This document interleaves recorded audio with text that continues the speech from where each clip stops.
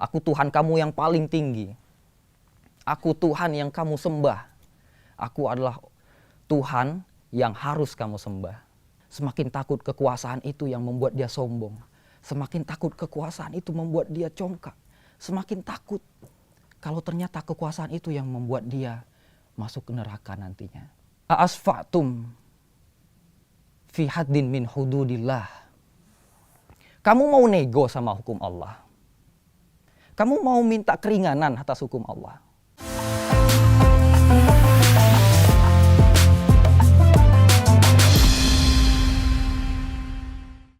Bismillahirrahmanirrahim. Assalamualaikum warahmatullahi wabarakatuh. Alhamdulillah wa kafa wassalatu wassalamu ala rasulillah amma ba'du. Pemirsa sekalian, Allah telah memberikan begitu banyak nikmat untuk kita, maka sungguh hina ketika kita justru lebih memilih untuk membangkang, lebih memilih untuk tidak bersyukur atas nikmat yang Allah berikan. Kemudian salawat serta salam kita sampaikan kepada baginda Nabi Muhammad SAW. Pemirsa yang Allah sayangi, ada seorang pemimpin yang Allah berikan kekuasaan. Allah berikan begitu besar kekuasaan. Kekuasaan yang dia miliki segitu besarnya, sampai-sampai dia berani mengklaim kalau diri dia adalah Tuhan. Dia adalah seorang yang bernama Fir'aun, yang mungkin kita udah sering sekali mendengar ceritanya. Fir'aun adalah seorang raja yang hidup di masa Nabi Musa alaihi salam. Fir'aun, Allah berikan kekuasaan yang begitu besar. Ketika dia hendak mandi, banyak dari pegawainya yang dia perintahkan untuk mengambil air dan membuat kolam renang dia. Padahal kita tahu kalau di Mesir itu air susah, tapi Fir'aun bisa mandi di dalam kolam renang. Kekuasaan yang besar ini membuat Fir'aun menjadi congkak, membuat Fir'aun menjadi pemimpin yang zolim. Dia suka menghukum budak, memerintahkan di luar dari nalar manusia. Dan Fir'aun menjadi pemimpin yang Allah abadikan sebagai pemimpin yang sangat zolim. Sampai-sampai kebangkangan Fir'aun, udah bukan lagi mungkin zolim manusia itu udah lewat. Karena apa? Fir'aun mengatakan, Ana rabbukumul a'la. Aku Tuhan kamu yang paling tinggi. Aku Tuhan yang kamu sembah. Aku adalah Tuhan yang harus kamu sembah. Itu adalah klaim dari Fir'aun ketika dia sudah di dalam posisi yang tertinggi di mata manusia.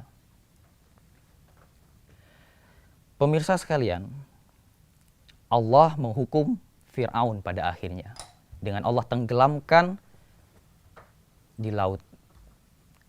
Dan Allah menjadikan pelajaran dari Fir'aun untuk kita semua.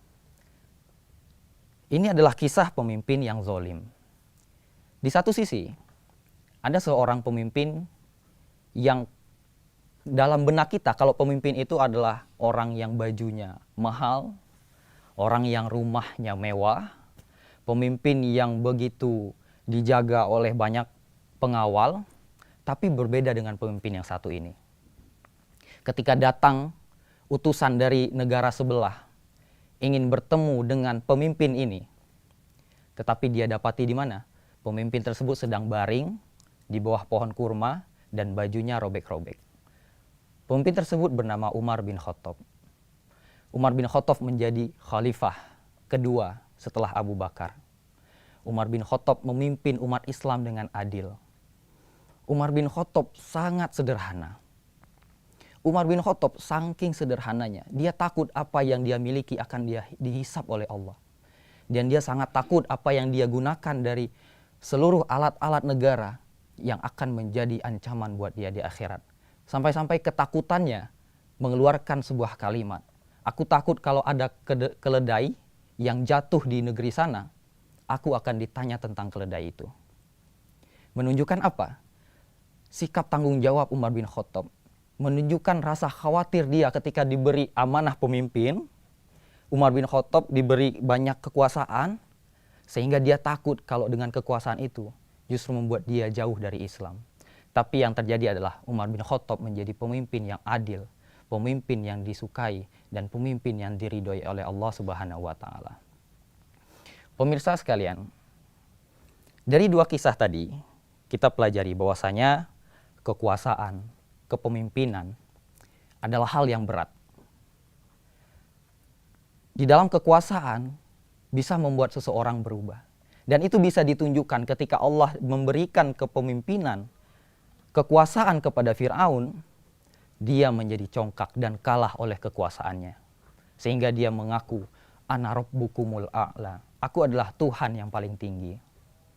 Tapi di satu sisi, Umar bin Khattab yang Allah berikan kekuasaan, kepemimpinan, kekuasaannya melebar jauh dari negeri Arab. Tapi apa yang terjadi? Umar bin Khattab justru semakin takut. Semakin takut kekuasaan itu yang membuat dia sombong. Semakin takut kekuasaan itu membuat dia congkak. Semakin takut kalau ternyata kekuasaan itu yang membuat dia masuk ke neraka nantinya. Dan dengan rasa takut itulah yang membuat Umar bin Khattab diridhoi oleh Allah Subhanahu wa taala. Pemirsa sekalian, Nabi Muhammad SAW adalah contoh terbaik untuk kita jadikan sebagai pemimpin. Kebijaksanaan, keadilan Nabi Muhammad SAW Allah tunjukkan sebagai pelajaran untuk pemimpin kita hari ini. Nabi Muhammad adalah seorang nabi, seorang ayah, seorang suami, dan juga sebagai seorang pemimpin tertinggi umat Islam semasa hidup Nabi Muhammad SAW. Ada satu kisah unik bagaimana Nabi Muhammad menunjukkan keadilannya, menunjukkan kepemimpinannya, karena semuanya berdasarkan dari perintah Allah Subhanahu wa taala. Allah berfirman, "Ya ayyuhalladzina amanu, idza hakamtum fahkum bil adl." Jika kamu berhukum, maka hukumlah dengan yang adil. Ini merupakan perintah dari Allah Subhanahu wa taala. Dan itu ditunjukkan oleh Nabi Muhammad SAW ketika suatu ketika ada seorang perempuan yang mencuri. Kita tahu hukum mencuri apa? Di dalam Islam, dia dihukumi potong tangan ketika mencurinya sudah mencapai batasan dari syariat. Maka perempuan ini Rasulullah tetapkan untuk dipotong tangannya. Tetapi perempuan itu ternyata anak dari seorang bangsawan, anak dari pemuka yang besar. Maka bangsawan tersebut mencoba nego kepada Nabi. Nabi punya sahabat yang bernama Usamah bin Zaid. Usamah bin Zaid pun didatangi oleh ayah dari perempuan yang mencuri tadi. Coba Usamah kamu nego ke Nabi. Bisa nggak jangan potong tangan gitu. Hukuman yang lain. Maka Usamah pun mengatakan kepada Nabi, menyampaikan maksudnya, menjelaskan. Seketika Rasulullah marah. Mukanya merah padam. Rasulullah marah sambil mengatakan, A'asfa'tum fi haddin min hududillah. Kamu mau nego sama hukum Allah? Kamu mau minta keringanan atas hukum Allah? Apa kata Nabi? Lau kanat Fatimah binti Muhammad sarokot lakotok tu yadaha. Jangankan orang lain, jangankan anak bangsawan.